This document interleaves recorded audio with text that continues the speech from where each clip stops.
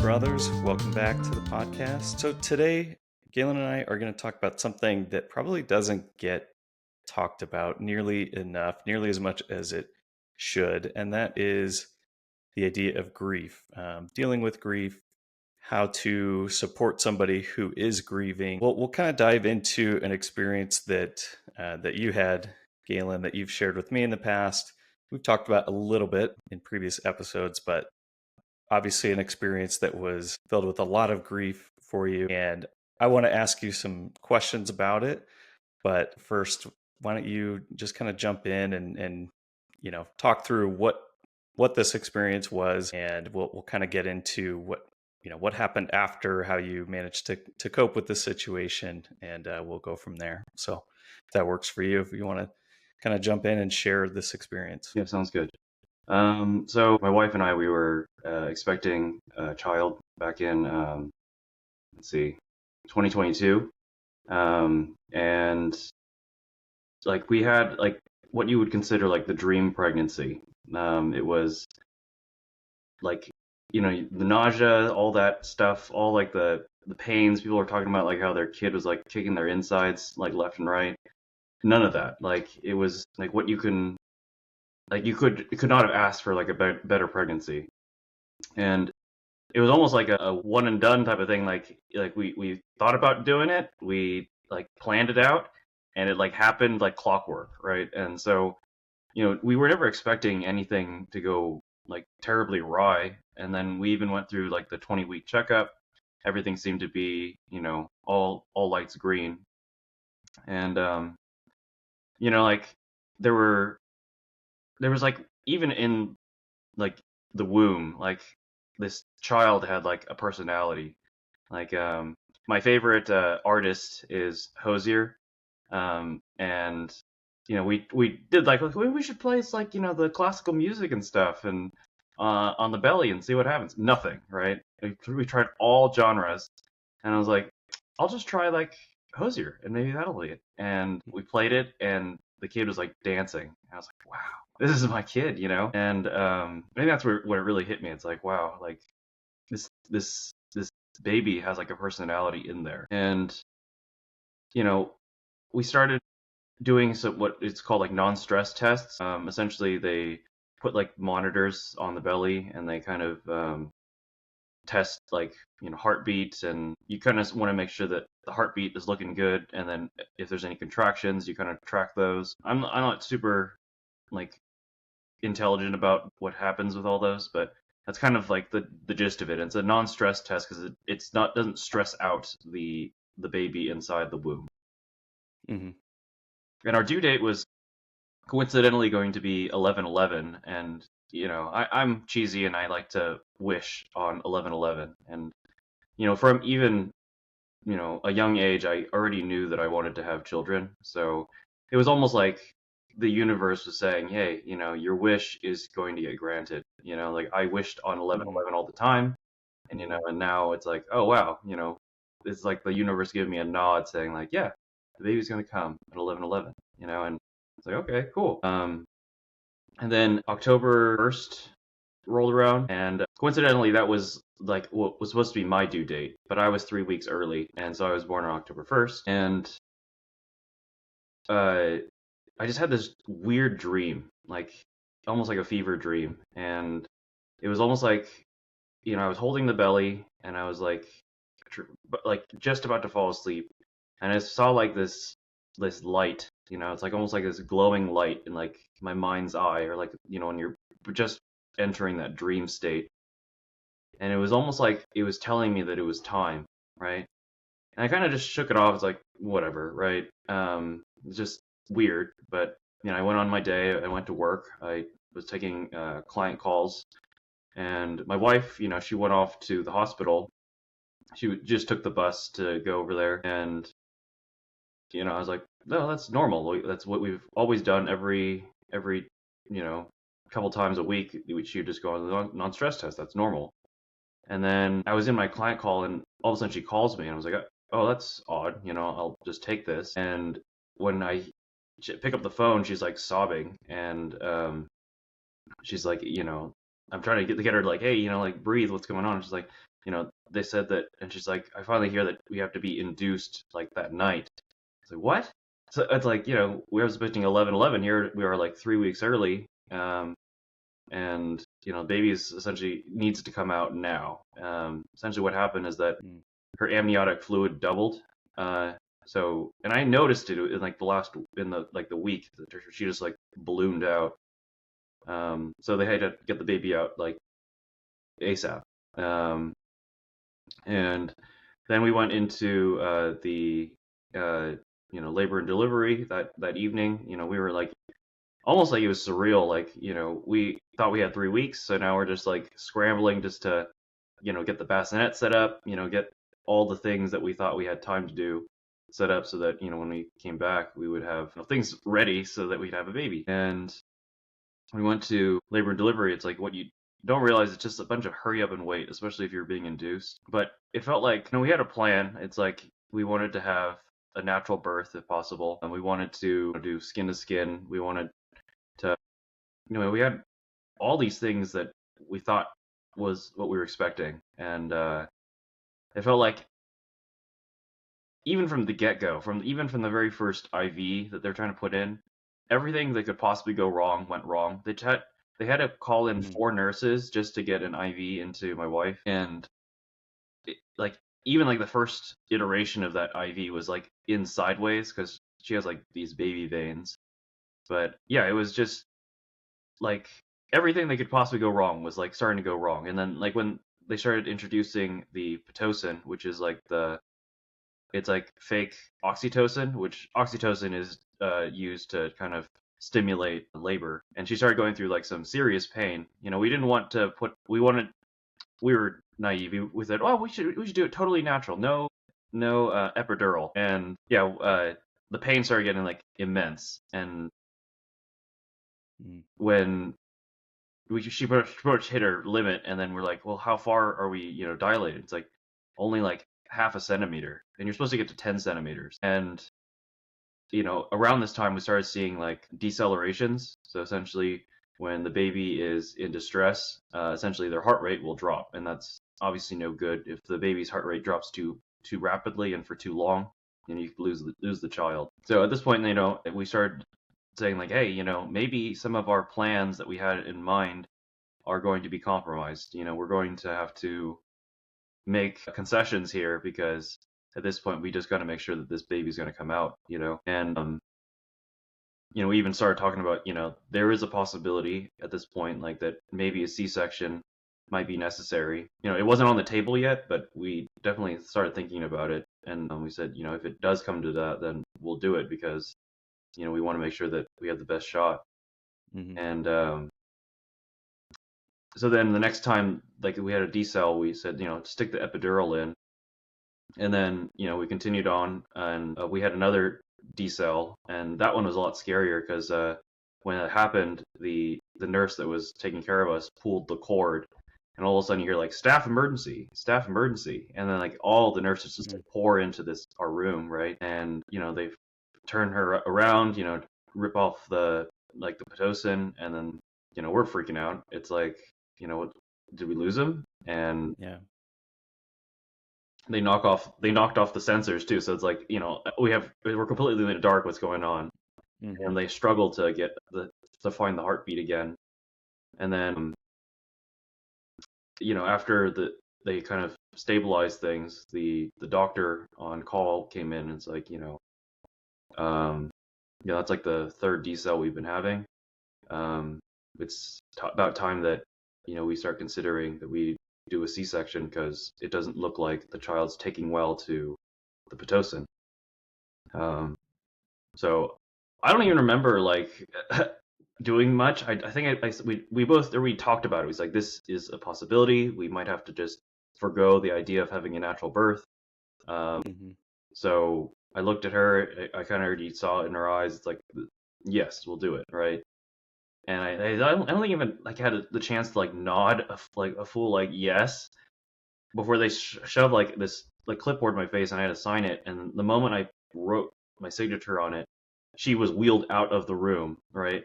So it's like, My God. I don't think that I think that maybe they're trying to keep us calm, or maybe they were trying to like keep things. I don't know, but all of a sudden it felt like this doesn't feel like a just, oh yeah, well, things are going well. We'll just do a C-section. We'll, you know prep you. No, this felt like nearly an emergency C-section because like Yeah. I was just left in the labor and delivery room. It's like, where the hell did my wife go? And like, where am I supposed to go? And then just someone came in and like threw some scrubs at me and was like, put these on, and then left. And I was like, okay. So I put on the scrubs, and then I like just wandered in the labor and delivery ward. I was like, where the hell am I supposed to go? They didn't tell you where to go. No. So I mean, obviously their priority was yeah, your wife and yeah, child, but just to have you wandering around, yeah. And then that's like 20 minutes later, I like found the operating room, and then someone waved me down, and then they told me just to sit outside, and I was like, so, and everything is racing in my mind. It's like, is like everything happening right now, and I'm gonna miss out because I'm just gonna be sitting right outside, literally like from the operating room. mm, But after like 20 minutes or so, they waved me in, and I came in, and my wife is just like splayed out, and they had like the curtain up, and they were going to essentially just cut into her. And thank goodness that we got the epidural, because if you don't get the epidural and you have to do an emergency or urgent C-section, you have to be like completely put under. So if you want to be like awake, I guess for women, if anyone's watching, if you want to be awake, you have to have the epidural. Otherwise, they'll just do general anesthesia on you. But yeah, I remember seeing them. It's like I couldn't see over the curtain, obviously, but I remember like hearing essentially the saw and like the suction things. They're essentially like sucking out all the fluid. And I remember that whatever epidural it wasn't enough because like my wife started feeling it. So she looked to the mm, anesthesiologist, and the anesthesiologist, "You feeling something? You got it." And she just like pushed this button and like gave her more mm-hmm, anesthesia. But it looked like they had like a hard time getting the child out. And at the time, like for my wife and I, we wanted to keep it a surprise, so we actually didn't know what the gender was. So all of a sudden, after like maybe 10 minutes, felt like an hour, but it was probably like 10 minutes. They asked if I was ready to, what if I wanted to reveal the gender. Um, and uh, after like maybe another 5-10 minutes, they pull him out, and I see it, and I was like, it's a boy. Um, and I think it's like that was the start of like the worst and best day of my life. It's like I saw that I had a son, and then I knew that something was wrong. Like you're instantly, he just didn't look right, and they took him to like the cleaning table, and it was like they were like really struggling to get him to breathe. And obviously the nurses were trying to comfort us, saying like that he, this is normal. Since he's premature, sometimes they have trouble breathing. They have to go sometimes. Usually if a baby's 5 to 3 weeks early, you're gonna have to you know they'll have to be in the NICU, the ICU mm-hmm, for a bit because they aren't fully cooked yeah, essentially. And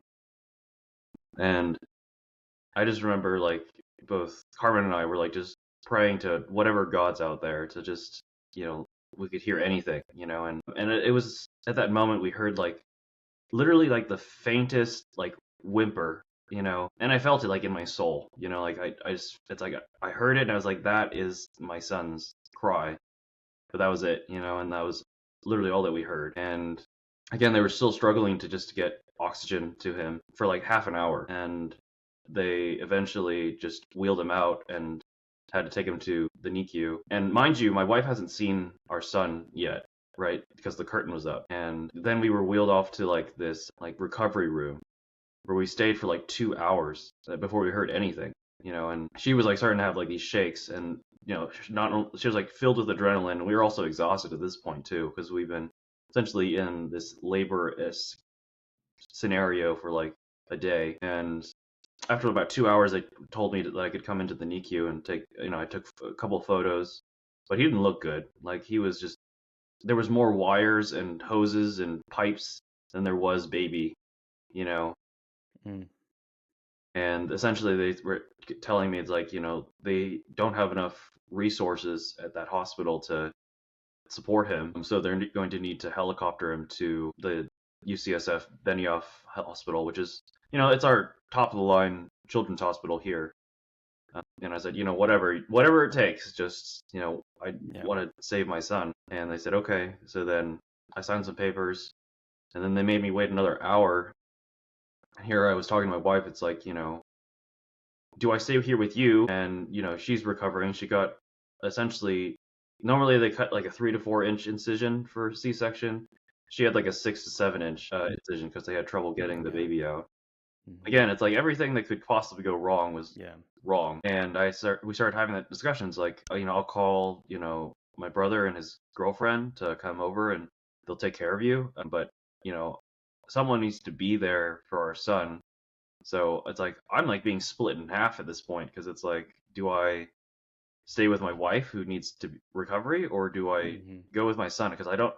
At this point, we're already we haven't said it yet, but it's like we don't we think that we're on borrowed time. So you know we discussed it. She said just go, and I'm like okay, and I'm like running on fumes in terms of sleep, and Hmm. um, and then the next question is like, if we're on borrowed time and this is the last time we get to see our child, my wife hasn't seen our son yet, how are we going to make this happen, So I was like, arguing with all the nurses, like, how, like, make this happen because I don't know if we're going to see him again, if he's going to be helicoptered elsewhere, I don't know, right? And so we coordinated this, essentially the a baton pass of sorts, where it's like in the hallway, she's in like the recovery bed, and they were going to essentially, we were going this way, and baby was going to go this way, and we'd have like minutes to essentially see him. And they wheel him out in what looks like, like a star destroyer. Like it's like looks like a coffin. It's like this giant box, and there's Hmm. like all these tubes coming out of it, and we see him, and he's like in this little incubator thing, like a space pod, and that's where we get that's the very first time we get to see him, like truly get to see him. And we can't even touch him, we can't hold him, he's just in a little coffin, and Yeah. we had like maybe 5 minutes, we can't even take a photo, there's nothing, and the ambulance crew says we gotta go, and they rushed off, and we could hear the helicopter both landing and taking off.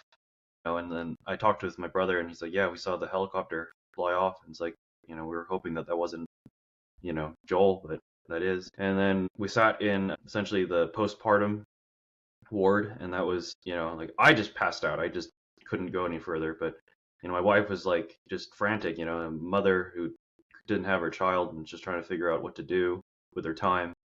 Hmm. So that she was just pumping herself raw, trying to get like colostrum out. It's liquid gold essentially. Um, Hmm. and the next morning when we woke up, we got a call at around 7 a.m. from the doctor in the hospital that our son was at, and he said that essentially oxygen wasn't there wasn't enough oxygen when baby was born, so odds of brain activity was diminished, is what he said, and that his lungs were not fully developed. So, I'm still having hope. I'm like, there has to be some type of miracle that has to happen at this point. And, I talked to my wife afterwards, and she said, she already knowing that this might be nearing the end, and we just have to fight for every last minute. And I asked, like, is our child stable? And it's like, stable is not the word I would use. So I was already in game plan mode, and I was like, and I talked with the doctor. I was like, so what's it going to take to get out of, to be discharged from this hospital? And she's like, you have to, my wife has to be able to pass gas. She has to be able to walk a lap around the the hospital ward, and she has to be able to, urinate X amount. Essentially, the bodily function needs to be working. And I said, so what are the odds that we can get out today? And she said, I've had over 1,000 deliveries, and for a standard C-section, it would be 3 to 5 days, considering that your wife is Mm. was cut open twice as large. I'm looking at probably 5 or plus days.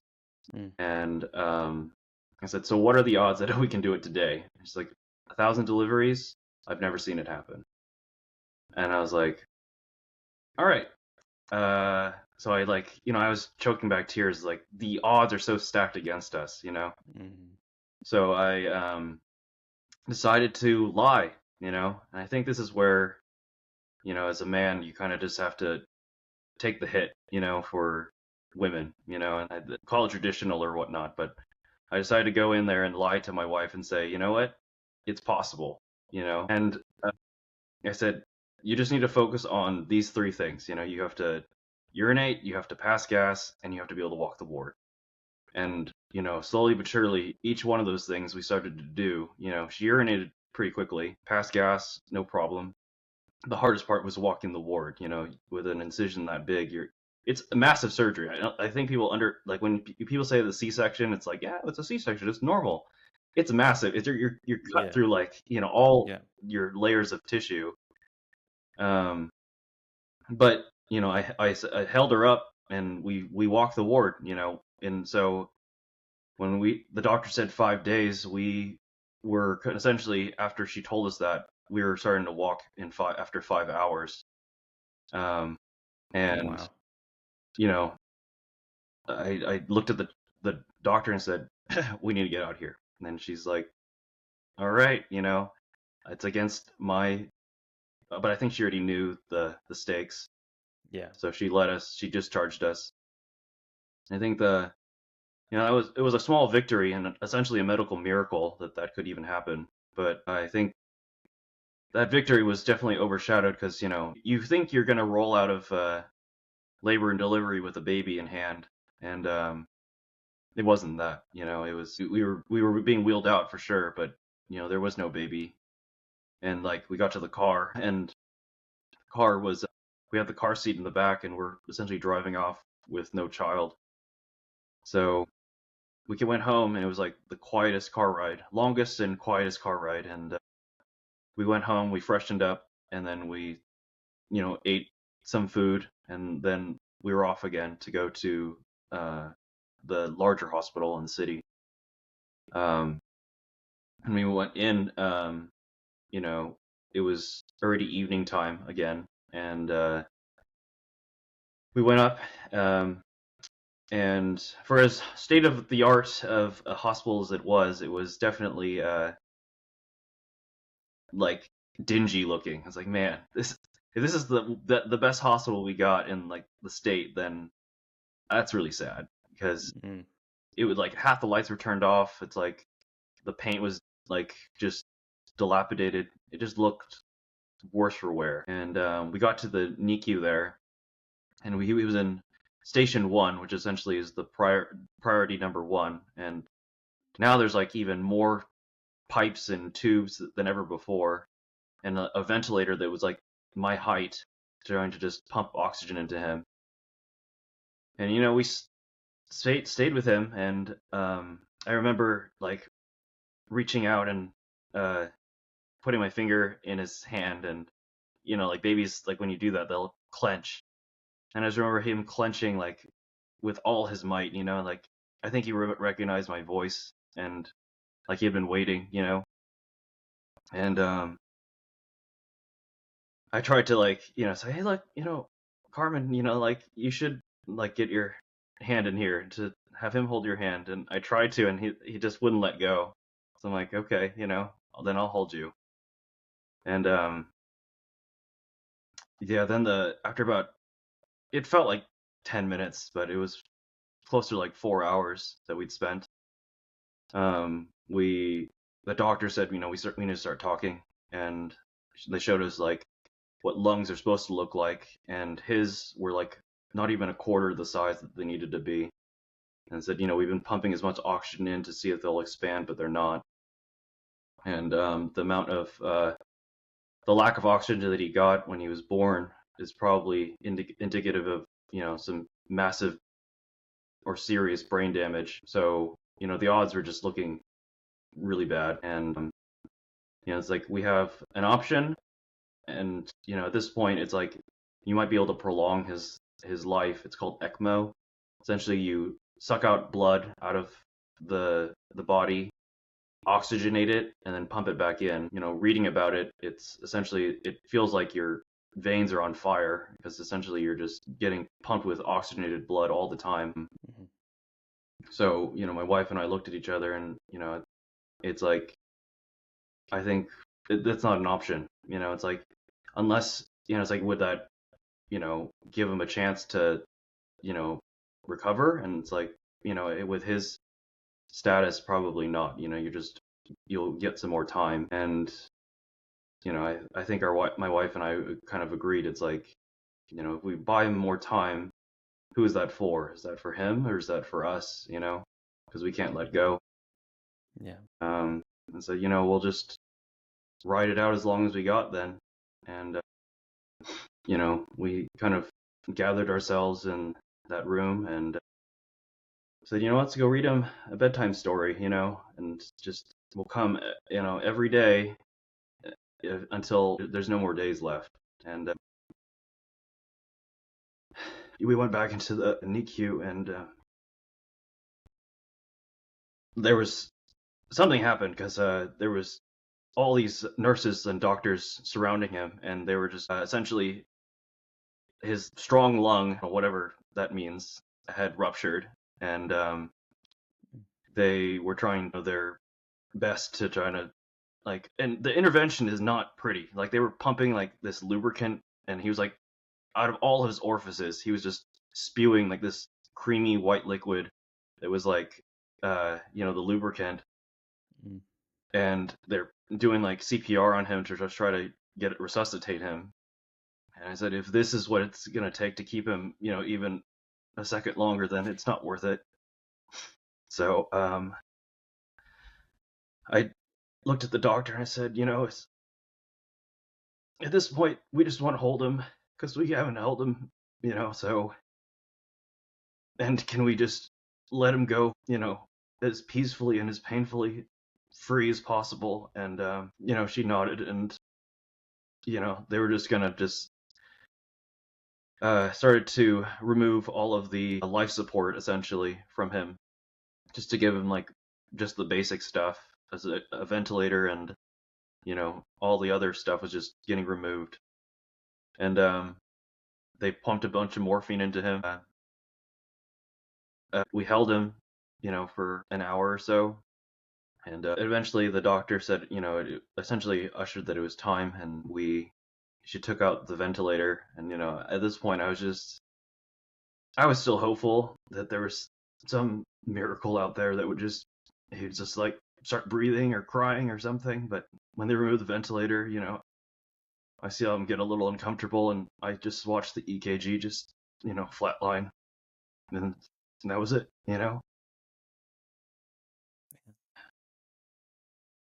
Yeah, we got to uh, bathe him and stuff, wash off all that crap that they put on him to, his hair was just covered in glue and stuff, and we got to bathe him.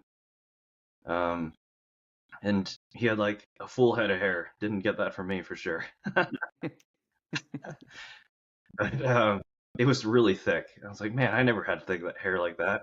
It's curly.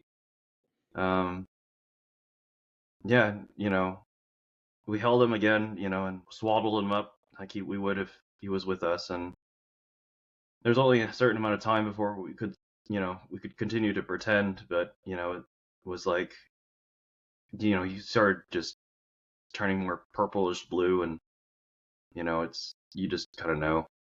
And thankfully, my brother and his girlfriend fought their way up. It was past visitation rights, and they were like, can we? It's like, well, you have to come back tomorrow. It's like my brother said, there's not going to be a tomorrow, and they were allowed up, and so the four of us all witnessed him, while he was alive.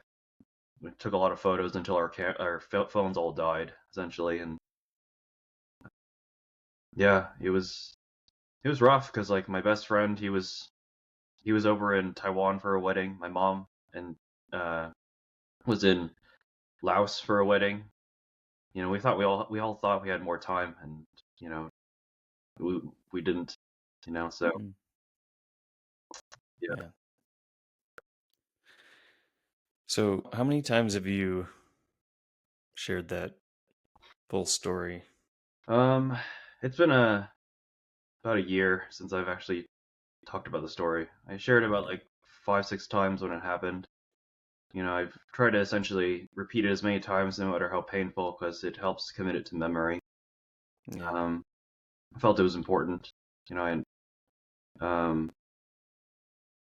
I don't know. There was a lot of coincidences. Like I take a lot care of a lot of cats now. He was born in the year of the tiger, and there's a orange cat that started coming around when, like, you know, my wife was very pregnant, and it took me like a good month or two to befriend him. But when he saw, my wife and the belly, he was instantly gravitated towards her. I was like, "What? Mhm. I worked so hard to earn your trust, and you just go straight to hit her." And when like literally the second that my that Joel was born, he with the ring, we have a ring camera, and he showed up on our front door and just sat there. And then literally the second that he passed, like the ring notification went off, and he was sitting there too. And it's almost like, and it's like a little looks like a little orange tiger. So it's like, Yeah. you know, thinks of it. I think of him as like not that he is my son, reincarnated or whatever, but that maybe it's like a spirit guide. Yeah. Yeah. Well, man, thank you so much for sharing that with me. It's, as painful as it probably is to relive it. Do you feel that it's, I mean, you've talked about that you do like to share the story because it helps in some way. And was it helpful again in that way? Yeah, I think so. Okay. It's again, not many people like to ask. I think people don't know what to do or what to do with grief, so they kind of just Hmm. avoid it. Yeah. Think that maybe it might be contagious. It feels like that people think it's contagious, but it's not. It's like we're all going to experience grief, in our own shapes and forms. And I think Hmm. that the act of loving something means that you have to experience the loss of it as well. Yeah. And I think we all have that unspoken burden that we take on every time we love anything. Hmm. Yeah. Um, well, I really appreciate you sharing it here, and I know it's not always an easy topic to discuss. I Yeah. mean, grief in general. Hmm. And I think from somebody who has, fortunately not had any, similar experiences in my life yet, it is hard to know sometimes how to be supportive to somebody who maybe is going through something like Yeah. what you and your wife went through. And I guess just if we could maybe talk about like how could somebody, was there a way that you kind of wish somebody had shown up for you in a way that they didn't, or do you think there was like was your family really, did they show you all the support you needed in the ways that you needed it and when you needed it? Sure. I think, everyone tried their best. It's not like anyone was trying to be malicious or anything like that. I think the things that were not so helpful was like saying you'll be all right. It's like no, I'm not going to be all right, and that's okay. This is part of it. I'm going to be very not all right for a while. Mm-hmm. So kind of avoid trying to say like you'll be okay or things will turn out Things better. will get Like, better. shut the hell up. Yeah. And I think the ones that really helped was like just like the initially people all showed up, and as the weeks went on, people's lives, you know, move on. It's like your grief is not everyone's most important thing. You are the one experiencing it, and it will be highly important to you and weighty for you for a while. But for other people, it's like they're not going through it, so they'll have other priorities that'll come up. And it's not to say that they don't love you or that they don't care, but it's just not realistic that they're going to be there the entire time. But there was like one friend that stayed, and never knew what to say, and he always admitted that, but he was always around, and that I think that meant the world. I told him later, just like, I know that he probably downplayed, what he was doing, but he never asked questions. He just sat in the space of sadness that we were in. And, if we wanted to cry, he'd just sit there. If we wanted to go laugh, if we wanted to go watch, trash TV, anything he was down for. And that was, Hmm. I think that meant everything, because there's nothing worse than feeling like you have to sit alone in your Yeah. sadness. And I think just having another body there was just, Yeah. yeah, Well, kind of to your point of the like contagion thing, some like it is weird. It's like I don't know if that's exactly what it is, but it is kind of like that where people are like, well, and that probably can be very isolating for somebody who's the one doing the grieving. It's like, nobody's here because they feel like they'll like catch this grief or sadness or yeah, whatever. But just having somebody there who's like willing to sit in it with you, yeah. it sounds like that was something that was incredibly helpful for you It guys. was. And, even just, I think, doing basic tasks all seemed like monumental at that point. It's like sweeping the floor was just you just didn't have anything in you to even bring yourself to do that. And Hmm. he was more than happy to do it. He would just he's like, you want me to do that? I'll do it. It's like, wow. And my friend put it well. It's like, and this is after having a child successfully, it's the same deal where it's like you're tired. The last thing you want to do is sweep your floor or do your dishes. And he said, like, you know, what is 5% of your energy if you only have 10%, you know, Hmm. versus if I'm at 80 or even 60%, what's 5% to that? So, please just ask for help because, you know, Yeah, we have larger buckets that we can dip into. that's a really good way to put it. Yeah. So, and I think having, he has spelled it out. Like, he was the one who was in overseas when we were losing our child.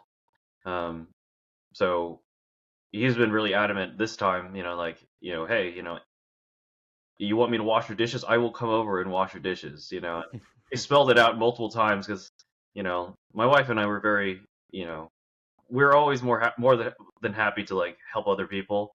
But when it comes to us, it's like it's just very hard to ask for it. Yeah, I think that that's something I've learned.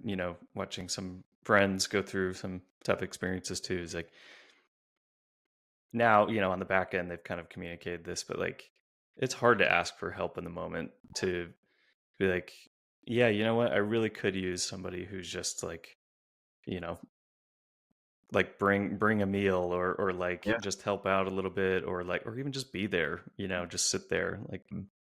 And I guess this is really helpful for me to just kind of hear like sometimes your friend or the person, the loved one that's going through it, they're not always going to communicate exactly what they need. They might not even, I don't know if this is the case. Maybe you didn't even know sometimes what you needed, but just having somebody there to, be in it with you sounds like it was really helpful. Do you I guess at different points in the process were there certain things that like helped you, kind of like right after um it happened versus like a few months later, like did that kind of change for you? yeah. I think initially it was just we were in shock, and I think my brother really stepped up at that point. Like I think hardest day of my life was losing our son. The second hardest day was dealing with all the crap storm afterwards. Like things that you don't think about. It's like talking to the mortuary, figuring out a Mm, burial plot, like things that you just mm, don't want to think about when you're having a child. And he was there, like, my brother is not touchy feely at all, but, you know, stepping into the mortuary was like devastating. It's like, do you want cremation? Do you want burial? It's like these aren't questions that I ever thought I would be having to answer. And he held my hand through that. Again, the least touchy feely person ever was holding my hand. So I was like, and when I needed a hug, I would just like grip him, because I just need something to ground me. And then, I think the hardest one was like, trying to figure out where to put him, afterwards and where to bury him.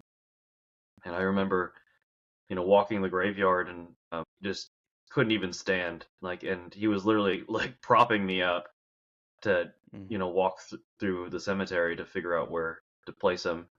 And I could barely speak. I just, I just couldn't, like, I couldn't, and I just whispered to him, and it's like, like a shady spot, And when they showed us like the infant, or like the yeah infant plots, it was like on a corner, like it looked like the corner of a sidewalk, and it was super sunny, and I'm like, this can't be it.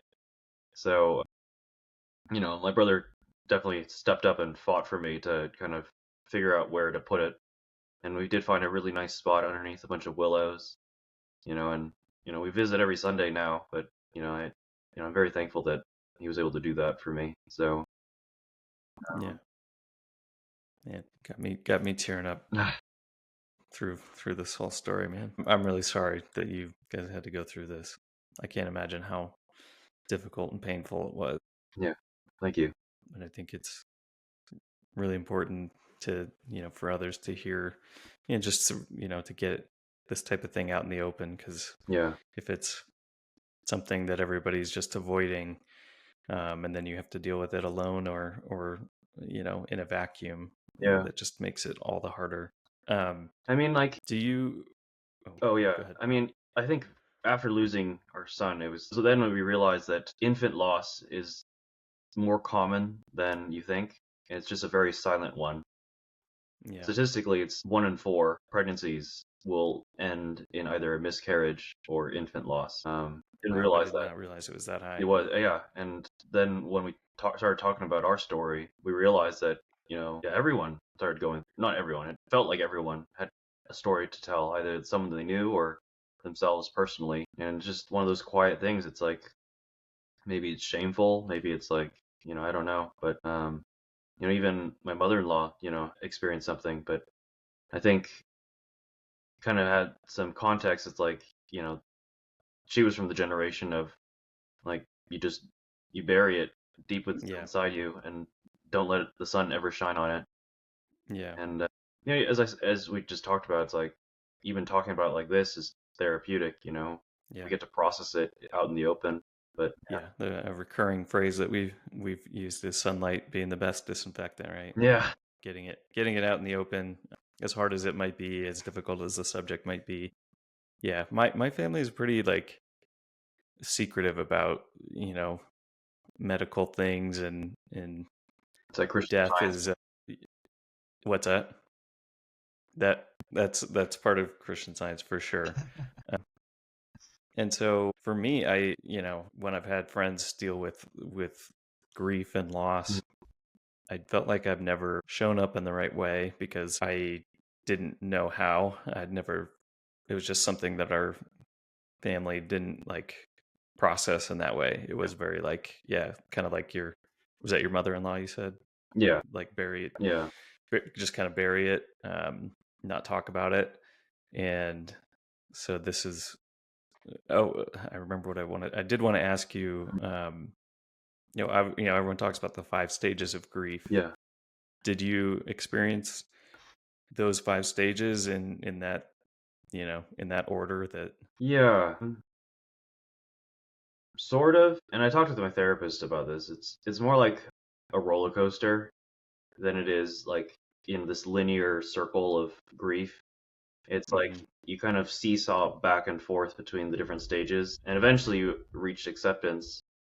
But then, couple of months will go by, a year will go by, and you know, I still break down every once in a while, and it's, you know, hell, I've even like I think a week ago, I just started crying. It's like, what would life have been like if I had like a toddler running around now, and also with, Yeah. you know, my new son, it's like life would have been so different. Yeah. And I think it's one of those things, especially if you lose someone, you start to see all the milestones that come and go, and you wonder what life would have been like had you got to experience those milestones. And I think Yeah. you don't only grieve the initial shock of things, but you grieve, what could have been. Yeah. Well, something you said earlier that kind of resonated with me was, the thing that was not helpful was when somebody would say like, "Oh, it'll be okay." And it feels like things are, even today, it's still not okay, right? You're still carrying this with you, and probably always will. Yeah. And it seems like something that you will, never truly leaves or gets completely healed, Mhm. but something you learn to live with. Yeah. Is that Yeah, is that accurate? I agree. And it's like one of those things, like, and I think that a perspective that really helped me was that understanding that grief and joy are part of the same coin, just opposite sides. And that for whatever amount of grief that you can experience, you can also experience equal amounts of joy. Vice versa, right? To love something is to understand that you will lose it eventually. And whatever joy that thing provides you, you will feel equal amounts of loss when it's gone. And to the same effect, if you lose something immense, then you also, your heart essentially expands to like have the capacity for that much joy. The spaghetti and meatballs, or the pasta that my brother had made, like shortly after we had lost our son, it's pasta. How many times have you had pasta, right? But to be our house to be like packed with people who just wanted to be there for us, that was, I mean, I was humbled to think that that many people loved us, to want to be there Mm. for like the worst days of our lives. Um, Yeah. that pasta tasted amazing. My brother, it's just pasta, it's just like the sauce and some meatballs, but it's, yeah, But in that moment, it was yeah. it was different. And like even like a bike ride, it feels different now. Everything. My entire life has a new filter where it's like I have this. Yeah. It was. Oh, yeah, I have Oh, this. I was sorry. I was going to ask if perspective on things has obviously things have changed, Yeah, and I was wondering if it related to anything specific or just in general. You have a new perspective on life in general. I think it definitely made. I was already pretty spiritual to begin with, but it definitely made me even Mm. more so because like it's that whole believing is seeing is believing. You sometimes you think I have to see it to believe it. But how do you, if you have that mentality, how could you ever have a relationship with a ghost or something spiritual, right? And if I wanted to have a relationship with my son, who's not physically here with us, you can't do that. So you have to then believe in order to see. I remember when New Year's came around. Um, so he was born on October 22nd. He passed like a couple of minutes after midnight on October 20th. That New Year's, so we had to suffer through like the holidays without our son, which is awful. Mm. Um, and we, yeah, on New Year's Day, I remember walking out. It was like a really rainy on New Year's Eve, and I stepped outside and I looked up into the sky. I'm just looking for a sign, and I remember seeing like this white bird. I was like, "What the hell is that?" And it's like I hardly ever see like white birds, and then all of a sudden I see another one, another one, and another one, and all of a sudden like 50 of them were just doing like a tornado over our house, like just Mm. swirling all around, right? Just circling and circling and circling and circling. It's like, what? and all of a sudden a Wow. crow flies in front of me, and then flies right up in through the middle of it and disperses all the white birds. Hmm. So it's just like this black bird amongst all these white birds, and all of a sudden they just all disperse in all directions. And like, all right, Wow. some people Yeah. could be like, all right, you see a bunch of birds, right? But to me, it's like believing is seeing, right? And I believe that was a sign from who knows where, but yeah. It's interesting. I have a friend who has a very similar story in relation to birds Hmm. after her father passed, Yeah. What was and that?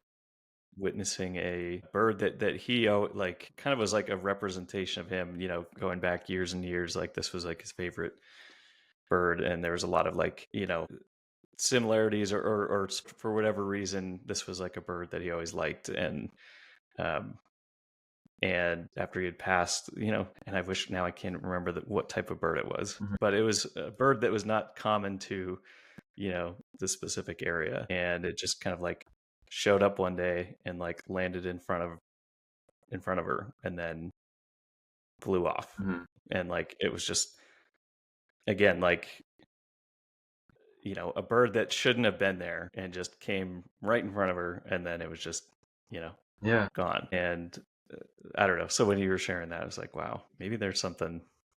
I mean, they clearly know some electromagnetic stuff to be able to fly south consistently during the Yeah. winter, right? So who Hmm. knows? Yeah. Wow. um well, any final thoughts on just your perspective on this now? Anybody who, anything you'd want to share with somebody going through something similar, Yeah. or to those who want to learn how to help somebody who's going through something like this? I think if you're the one grieving, understand that you're in for a ride. And there's a good quote from like it was like from the Yellowstone prequel. That essentially talks about these uh, pilgrims, like they're on the Oregon Trail, right? And they have the covered wagons, and one of them was experiencing grief, and then Sam Elliott, he's like this grizzled veteran, says like when talking about in reference to his wife passing, he says that when you love someone, you give a piece of your heart to them, right? And they give a piece of their heart to you. And when they die, a part of you that you gave to them dies with them, but the part that they gave you lives on in you. And that was very I love that. poignant. And it's like Yeah. that kind of told me it's like I have to live and truly live so that the peace that my son gave to me can continue to live too. And I think that's the filter that I live through. It's like I just have to everything that I was ever scared of. I already lived through what most parents might say is the worst imaginable nightmare you could have. So what's scary to me anymore? I already lived through it, you know. Hmm. So Yeah. might as well just give it my all. And that's why we're talking today, right? That's when I said, you know what? I'm just gonna Yeah. make TikTok and I'm gonna just do it. Yeah. I'm gonna do. Yeah. I want to finish the beard thing. I'm gonna just talk about that, and Yeah. the board game. I'm gonna do it, and that board game itself is literally just me spending time with my son. It's like it literally got downloaded in my head, and I was like, I got to make this universe happen, Yeah. so that I could commemorate that, and put that pain into passion and make something out of it. I love that. Yeah. For people that are, if you have someone grieving, I think it's just being present, and whether it's through physicality and proximity, just being present, or just being a sympathetic ear. Sometimes you don't need to say anything, and in fact, you probably don't need to say anything at all. Eventually the person that's grieving will open up to you, and at that point, you know what to do. You just need to listen and be a sounding board for them so that they can bring whatever it is inside of them out to the light. Yeah. And then a warm meal every once in a while is not so bad either. Some pasta. Exactly.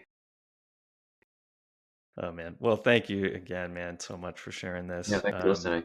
I know it's difficult to live through it again, but hopefully healthy in other ways too, and therapeutic, Yeah, and good for those listening to hear as well, that this isn't something that needs to be hidden or shied away from. It's important to get it out in the light and be there for those who are going through it. So some really great messages in there. And I love the piece of giving your heart yeah, to someone, and I think that that's so true. yeah, So, yeah. Well, thanks well, for thanks listening. again, man.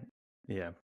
And I think that's a great spot to end it. But for those listening, hopefully this was, touched you in some way, and would love to hear from anybody in the comments if you just want to share in any way that you feel is right. Mhm. Love to hear from you. So Yeah, thanks everyone. with that, I think we'll close it out. So thanks everyone. We'll see you in the next one.